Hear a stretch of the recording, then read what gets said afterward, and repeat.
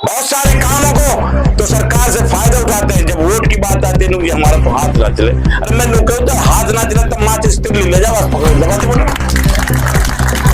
अब जैसे राशन दे रहे हैं, क्यों लेते हैं फिर ये राशन बीजेपी का?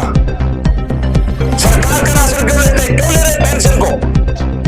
कर भी ये मेरी बात बुरी लगेगी कुछ साथियों को।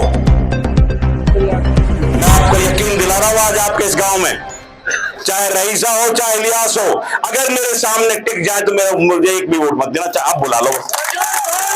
मैं कल परसों जब पिनौवा में था प्रोग्राम, जब भी सुन रहा था इनके अपना डीजे में गाना बढ़ रहा है, वो इलियास के लिए कहते टेंशन मत ले, रईसा के गाने में टेंशन मत ले, देंगे तो वोट। अरे टेंशन वो ले रखी है उन्होंने। एजाज के दिमाग में कोई टेंशन नहीं है। एजाज तो अल्लाह ताला पे यकीन और भरोसा करके बैठा काम कर रहा है। मंत्री जी भी गान भी सारो भगो, ये सच्चाई है, कभी गलत बात जिंदगी में नहीं करी। मेरी माताएं बहनें जिन्होंने शुरू में, मेरी बुजुर्ग भी हैं, शुरू में मुझे आशीर्वाद रूपी माला पहराकर जो आशीर्वाद दिया है, मैं इनका भी बहुत बहुत शुक्रिया अदा करता हूं, धन्यवाद करता हूं। स्टेज पे बैठे हुए भारतीय जनता पार्टी सरदार खां के बारे में मेवात का बच्चा बच्चा जानता है, सारा इलाका जानता है कि किस तरह से काम चौधरी सरदार खां ने किए। अभी अख्तर साहब ने मुझे पहले लिख के भी एक पर्चा दिया था कि भाई हमारे गांव में 5 लड़के चौधरी सरदार खां ने लगाए।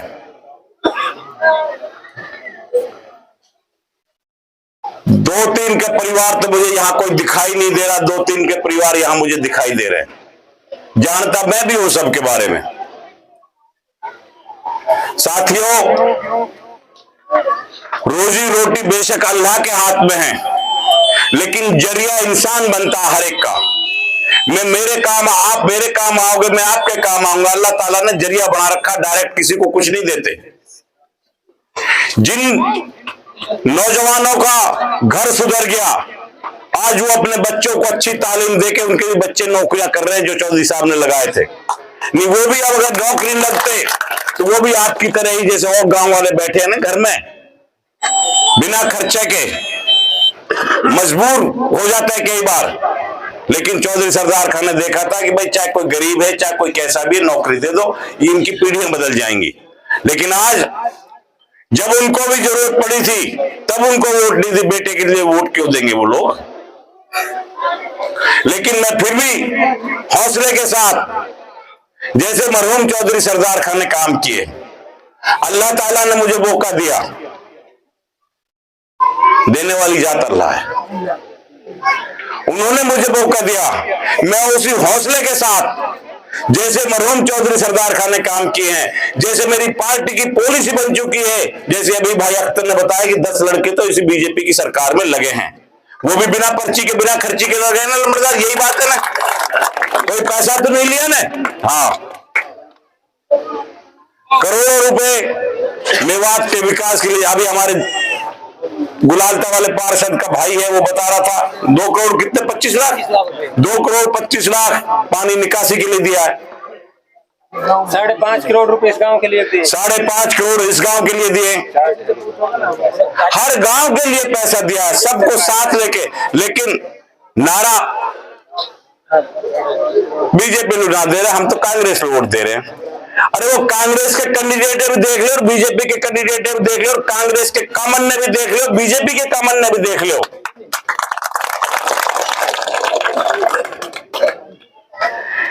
कांग्रेस ने तो क्या नया कर दिया, जैसे अभी लंबरदार साहब ने बता रहा था कि कांग्रेस, इनेलो, विकास पार्टी, इनकी मेरे ख्याल से 35 साल तो सरकार चली होगी ना, उसमें 3 बालक लगे हैं सिर्फ।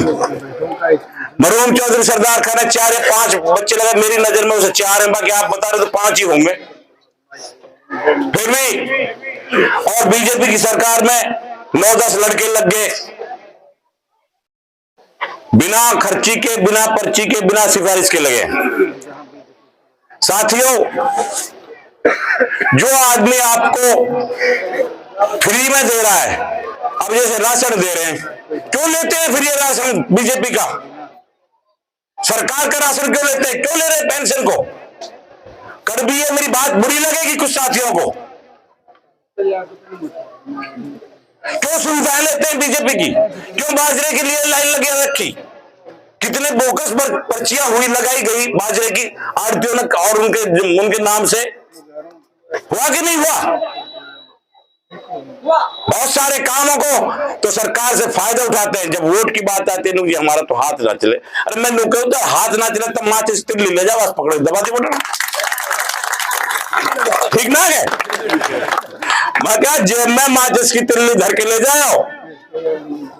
गाजी काम कह रहे हैं, मुझ 2-3 बुढ़े हैं बेचारे 65-70 साल के, नुगलाला यार तू तो अच्छा हो, तेरा बाप भी अच्छा हो, और तुझे पार्टी गलत लिया। मेरी बहुत बहस हुई, बताया मैंने। फिर उन्होंने कहा यार बात तो सही कह रहे हो। मैंने 92 का कार्ड भी बताया, गोपालगढ़ कार्ड भी बताया, ये नोवाड़ा भी बताया, सारी बात बताई, दलील के साथ बताई कि 92 में क्या हुआ, गोपालगढ़ में क्या हुआ और नूह में क्या हुआ। आप उन कांडों को याद करके देख लो, उसमें भी सरकार कांग्रेस की थी। और ये जो नूह में हुआ, इसमें भारतीय जनता पार्टी की सरकार थी। जब 250-300 गाड़ियां फूंक दी गई, उसमें 500-600 आदमियों का, मैं मानता हूं कोई एक आध जैसे चने के साथ घोल पिसता है ना, कोई बेकसूर भी पकड़ लिया गया होगा, लेकिन बाद में हमारी टीम ने, हमारे जिलाध्यक्ष ने और तमाम साथियों ने पैरवी भी करी है, बहुत सारों को छुड़वाया भी है। तो और फिर इलाके पे, पूरे कौम पे या इलाके पे तो कोई परेशानी नहीं आई ना। कितने प्यार से, कितने शांति से खट्टर साहब ने मामले को हैंडल कर लिया। अगर कांग्रेस की यही सरकार होती, यही मामला होता, पता नहीं कितने लोग करोड़ों रुपए घरों से तबाह कर देते। कांग्रेस की सरकार में मां बहन बेटी और बच्चे, उसका भादस का नाम सबके सामने आता, पता नहीं और कितने गांवों में बच्चे पैदा करे होंगे। हो जाती है से मेहरबानी। कितना मंजर था। ये खुद हमारे मंत्री भाई है, इसका गनमैन आया था, क्योंकि कई दिन लगातार चलता रहा कर्फ्यू, वर्दी में आया, गांव में से रोड मच गई। मैं सच्चाई बयान करता हूं, जिंदगी में कभी झूठ नहीं बोला। भाई पुलिस आ गई, नहर पे पुलिस आ गई, उपनगरों में इस नहरी तो जैसे आपके हिस्सेदारी है साथ में, मंत्री जी भी गांव भी सारो भगो। ये सच्चाई है, कभी गलत बात जिंदगी में नहीं करी। और वो आदमी उस वक्त क्यों नहीं बोला? ये आज बीजेपी पे तो इल्जाम लगाता है। सालाहेड़ी में पंचायत हुई थी, इसको सामाजिक बहिष्कार किया था कि नहीं किया था? और ये रईस खान, जिसके लिए अभी लंबरदार बता रहे थे धमकी दिए, ये क्यों नहीं आया था पुराना में जब वो पूरी मेवात में धरना दिया था? क्यों नहीं आया बिरादरी के साथ? क्यों? इसका हक क्या है इसको वोट लेने का? सिर्फ उन सरपंचों को पैसा देके, आपकी वोट को पैसा से खरीद रहा है। जो आदमी पैसे से वोट खरीद रहा है, वो इलाके के लिए, नौजवान बच्चों के लिए क्या करेगा भाई बताओ? उसके तो दिमाग में ये बात आ गई कि भाई मैं वोट इन ठोंडाओं से ले लूंगा, मुझे आम आदमी से कोई कहने की जरूरत नहीं है, डरा धमका के ले लूंगा। मैं आपको यकीन दिला रहा हूं, आज आपके इस गांव में चाहे रईसा हो चाहे इलियास हो, अगर मेरे सामने टिक जाए तो मुझे एक भी वोट मत देना, चाहे आप बुला लो। अकेला चलता हूं, ये तो कुछ साथियों की डिमांड होती है कार्यकर्ताओं की, यार तो अकेला काम कर रहा है।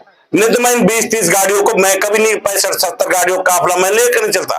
रात को भी अकेला एक गाड़ी से काम करता हूं, डरता नहीं हूं। सुबह 6 बजे फजर की नमाज पढ़ के इलाके में निकल जाता हूं सिंगल गाड़ी से। ये मेरा गनमैन भी, मैंने कहा बेचारा रात भर परेशान रहता, सोने दे इसको भी। मैं उस ड्राइवर को ले जाता हूँ, सिंगल ड्राइवर को, जो ड्राइवर मिल गया उसी गाड़ी पकड़ के छोटी गाड़ी चला जाता हूँ और गाँव में चला जाता हूँ।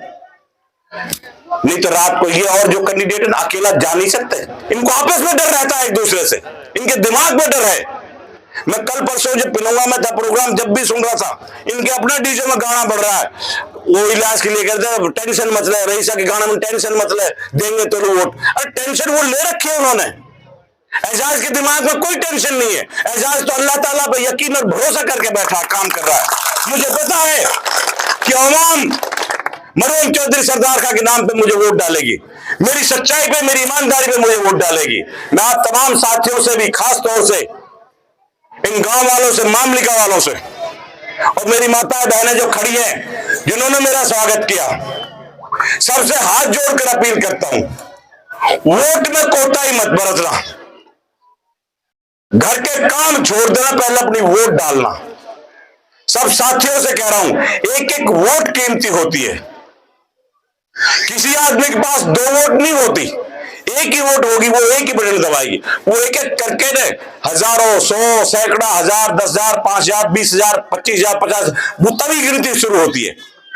यूं सोचो कह रहे मेरी वोट चुका हुआ है, कहा करना गिर देंगे। राजस्थान में सीपी जोशी, जिसे मुख्यमंत्री बनना था, 1 वोट से मात्र हार गया वो चुनाव एमएलए का, मात्र 1 वोट से।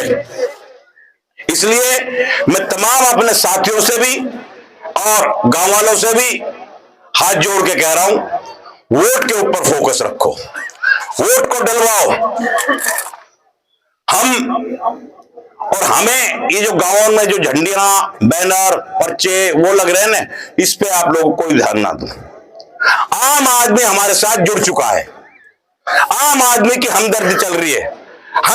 मेरे साथी भी बताते हैं, मैं भी महसूस करता हूं, क्योंकि मैं ये आज 2-4 गांव में इस तरह का प्रोग्राम हो रहा है, नहीं मैं अकेले में जहां मुझे 5 आदमी बैठे दिखे, मैं वहीं जाके दुआ सलाम कर लेता हूं, राम राम कर लेता हूं, जहां हिंदू भाई मिले। बल्लुआ चौसा बहुत लंबी उम्र है, तेरी चर्चा करे एक बार, अल्लाह आपके तो जिता दे हो यार भाई। अल्लाह तो जब जिताएगी तब तो वोट डालोगे।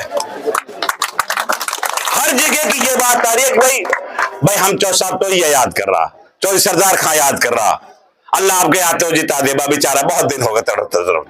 मतलब बिचारो भी कहवा, मैंने की भाई तुम बिचारो भी कहो और नो भी कहो जीत जाए भाई। जुबान सुना जीतूंगा वोट सू, तब मन अपना कह लो कर लो भाई, हमने तो वोट डाल लिया और एक दूसरे की भाई की दूसरे की वोट डलवानी है। ये आप लोग जब साथी गांव में जाओ, यही सबको बात करनी है। मैं एक बार तमाम अपने इन साथियों का जो मेरे साथ